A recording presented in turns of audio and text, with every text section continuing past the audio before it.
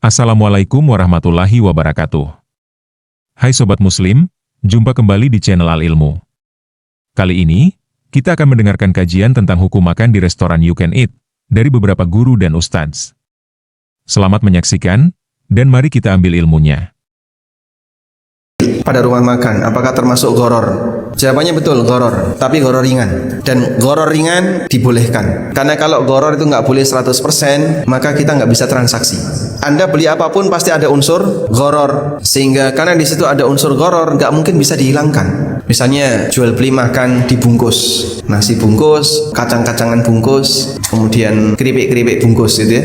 Yang Anda lihat apa? Bungkusnya. Pernah di-scan nggak isinya? Atau dibuka dulu?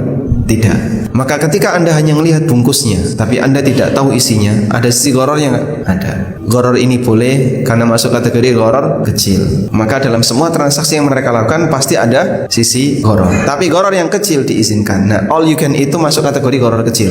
Kenapa bisa disebut gharar kecil? Karena all you can eat, orangnya sudah bisa ngukur. Masuk 100.000, boleh makan sepuasnya. Sak gede-gedene wong, dia tidak akan mungkin makan melebihi dari kemampuan dia ketika makan. Sehingga penjual sudah bisa ngukur 100.000 itu ya paling saya dapat untung 20.000, dapat untung 30.000, tergantung dari masing-masing orangnya. Insya Allah masuk kategori gharar kecil.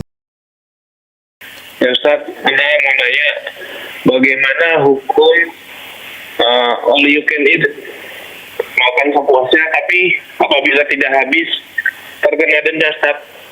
Syukran, jazakallahu khair.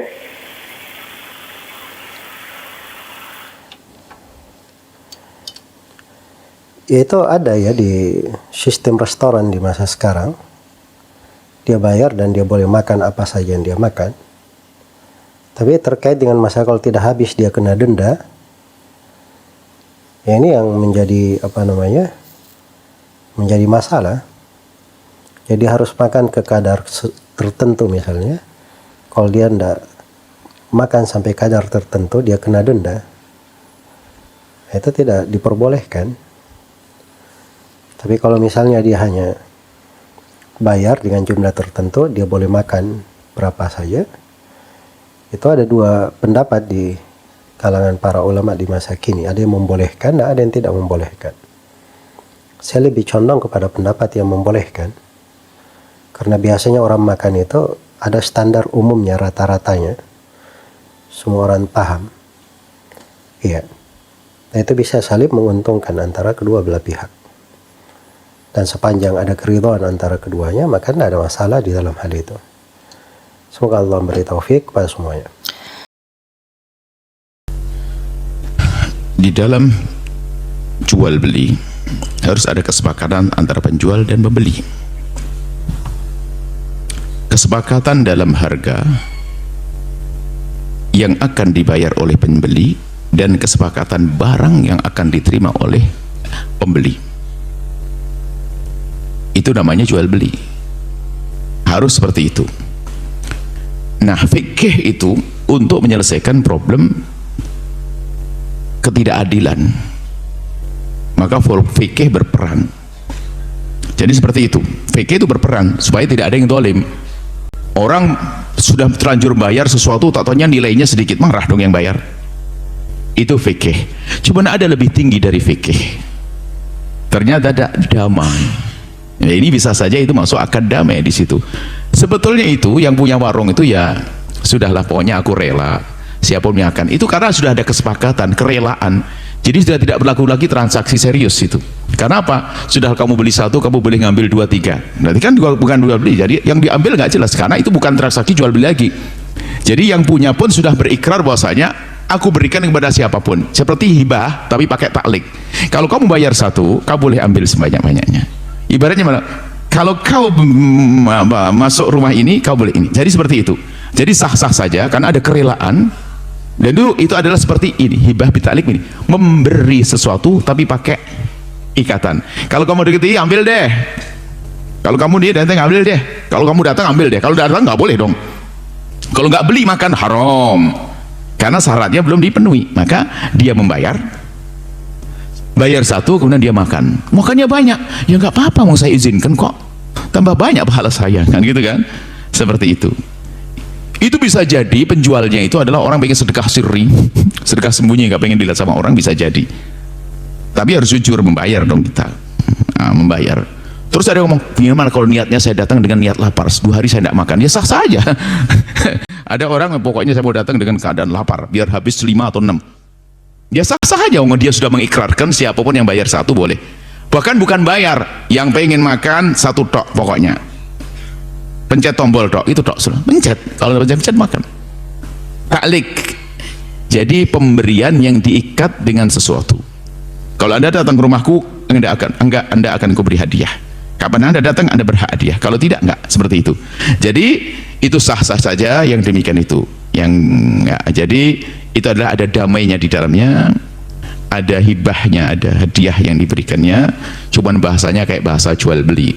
Beli 1 dapat sebanyak-banyaknya. Ya enggak bisa. Enggak. Karena yang dibeli menjadi tidak ada ukurannya. Maka itu adalah bentuk hibah. Betul yang dibeli 1, oke, transaksinya 1, selebihnya adalah hibah karena dia telah membeli 1. Jadi terjadinya transaksi hanya 1, jual belinya 1, selebihnya adalah pemberian. Hibah yang diberikan karena apa? Dia telah membeli 1. Karena engkau telah membeli 1, kau berhak mengambil sebanyak-banyaknya. Seperti itu. Allah. Jadi nggak ada masalah, itu sah-sah saja, boleh-boleh saja. Yang nggak boleh adalah Anda memaksakan makan banyak karena sudah terlanjur bayar, sehingga Anda makannya jadi haram. Wah, ini mumpung nih, wah, ini nggak bener. Makanya makannya jadi banyak. Sayang nih, tanggung. Wah, makan nggak boleh, makan secukupnya. Makan kebanyakan juga haram. Nah, khawatir gara-gara boleh nanti bebas nanti. Wah, makan sampai dimaksain sampai memuntah. Jadi dipelit banget dia itu. Nah, ini nggak boleh. Ya tetap wajar makannya, karena makan berlebihan juga nggak boleh.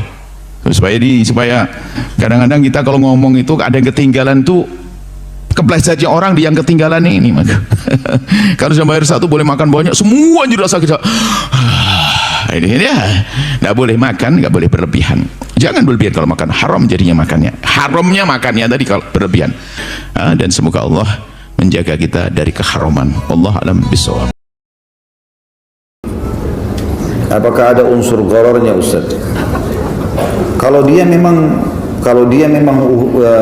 dasarnya membuka itu dan sudah ada perhitungan detail kalau dia akan mendapatkan keuntungan segala macam, dan memang dia sudah pertimbangkan itu, misalnya dengan bayar 75.000 bisa makan semuanya, ya mungkin prasmanan ya seperti itu atau yang sejenisnya, Allahu a'lam, setahu saya nggak ada masalah.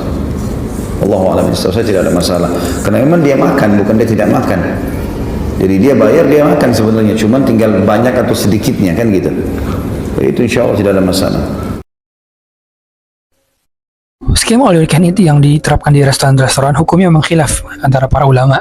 Sebagian ulama mengharamkan seperti Syekh bin Baz karena ada gharar di dalamnya. Adapun ulama lain seperti Syekh Utsaimin itu memperinci. Ada gharar dalam skema all you can eat, tetapi ghararnya adalah gharar yasir, gharar yang sedikit. Bagaimana gharar yasir, gharar yang sedikit itu tidak mempengaruhi keabsahan suatu akad. Terlebih lagi, restoran itu sudah mengetahui berapa rata-rata porsi yang dimakan oleh manusia dalam jangka waktu 90 menit biasanya. Dan kami lebih condong kepada pendapat Syekh Utsaimin. Wallahu a'lam.